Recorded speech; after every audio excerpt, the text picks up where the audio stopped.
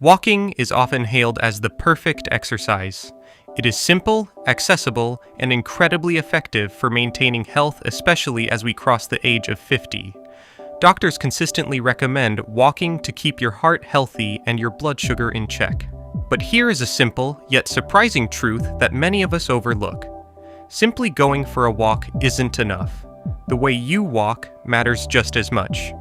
Unfortunately, many people unknowingly make simple mistakes every single day that actually reduce the health benefits of walking, or worse, create new problems for their joints and posture. Today, we are going to uncover 7 common walking mistakes that people over 50 make without realizing it, and more importantly, how to fix them. Before we dive into the specific mistakes, it is important to understand why walking becomes even more critical after 50. As we age, our bodies undergo natural changes. Many people lose muscle mass, while the metabolism and circulation of the majority of the people does not remain as efficient as it once was. Walking helps activate all these slowed down systems simultaneously. When you walk regularly, your heart pumps more efficiently, your muscles stay active and strong, and your joints continue moving through their natural range of motion. Research consistently shows that people who walk regularly have a lower risk of heart disease, better blood sugar control, and improved brain health. However, these benefits are only delivered when walking is done correctly and consistently. That is where many people unknowingly make mistakes. Let's look at the first mistake: starting too fast. One of the most common errors people make is stepping outside and immediately beginning to walk at full speed. The problem is that your muscles, joints, and cardiovascular system need a few minutes to gradually warm up. When you suddenly move into a fast pace, your body experiences a small shock. Your muscles are still stiff, and your joints aren't fully lubricated. Over time, this habit can increase the risk of muscle strains, joint discomfort, and fatigue. A better approach is to start your walk slowly. For the first 3 to 5 minutes, walk at a comfortable pace to allow your muscles to warm up naturally, then gradually increase your speed. This simple change prepares your body for movement and helps prevent unnecessary stress on your joints. The second mistake is poor walking posture. While walking, you may have seen people with their shoulders slouched, their head leaning forward, or their gaze pointed down toward the ground. This poor alignment isn't just about looks, it affects your physiology. When your chest collapses forward, your lungs cannot fully expand. That means your body receives less oxygen during your walk, and less oxygen means less energy. The solution is surprisingly simple. When walking, imagine a gentle string pulling the top of your head upward. Keep your shoulders relaxed and slightly back. Let your arms swing naturally at your sides, and keep your gaze forward instead of downward. This posture allows your lungs to expand more easily and helps your body move more efficiently. Mistake number 3 is using the wrong shoes. Shoes might seem like a minor detail, but they can make a huge difference in your walking experience as we age.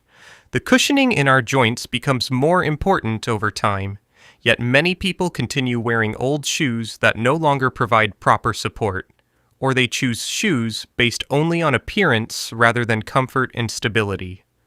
Walking in the wrong shoes can increase pressure on the knees, hips, and lower back over time, leading to pain or inflammation. To protect your joints, invest in a good pair of walking shoes that offer proper cushioning, arch support, and a durable outsole. The fourth mistake is walking too little during the week. Some people believe that taking one long walk on the weekend is enough to maintain their health. However, the human body responds best to consistent movement. Regular walking sends a signal to your muscles, heart, and metabolism that physical activity is a normal part of daily life. When walking happens only once in a while, that signal is weak. Instead of one long walk per week, it is far more beneficial to walk for shorter periods more frequently. Even 20 to 30 minutes most days of the week can make a significant difference in your cardiovascular health. Consistency is the key because your body adapts to habits that are repeated regularly. Mistake number 5 is not using your arms. Many people walk with their arms hanging completely still at their sides. However, natural arm movement is an important part of efficient walking. When your arms swing, they help balance the movement of your legs and increase the engagement of your upper body. This means more muscles are involved in the activity, which leads to improved circulation and greater energy expenditure. Arm movement also helps maintain rhythm and stability. You don't need exaggerated motions, simply allow your arms to swing naturally as you walk. The sixth mistake is walking while looking at your phone. This is a modern habit that didn't exist in previous generations. Many people walk while constantly looking down at their phones. This habit affects both posture and attention. Looking downward pulls your head forward and rounds your shoulders, which, as we discussed earlier, can strain the neck and upper back. But there is another concern as well. When your attention is focused on your phone, you become less aware of your surroundings, which increases the risk of tripping or losing balance. Walking should be a time when your body and mind are connected with your environment. Try to keep your phone in your pocket or bag while walking. Look around you and pay attention to your breathing and your movement.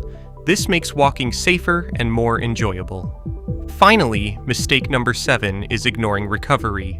Many people assume that because walking is a low-impact activity, their body doesn't need downtime. This is a dangerous misconception.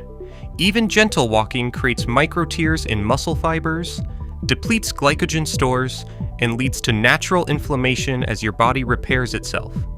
Without proper recovery, this cumulative stress tightens your hips and calves, eventually leading to overuse injuries like shin splints or plantar fasciitis. Hydration is critical not just for thirst, but to flush out metabolic waste products and keep your joint cartilage lubricated. Furthermore, gentle stretching after a walk is essential to realign muscle fibers, prevent them from shortening, and maintain your full range of motion. Finally, taking occasional rest days allows your nervous system to reset and your tissues to adapt and grow stronger. Think of walking not as a single isolated activity, but as part of a complete health ecosystem where movement, hydration, stretching, and rest work in harmony to support your long-term vitality. So, why is walking still one of the best exercises despite these mistakes? Walking remains one of the safest and most effective exercises available. It requires no expensive equipment, it can be done almost anywhere, and it provides benefits for the heart, muscles, brain, and metabolism. The key is to approach walking with awareness. Small adjustments in posture, pace, and consistency can greatly increase its benefits. Walking is not about speed or competition. It is about creating a sustainable habit that supports your health for years to come. Walking may seem simple, but when done correctly, it becomes one of the most powerful health habits you can develop after 50.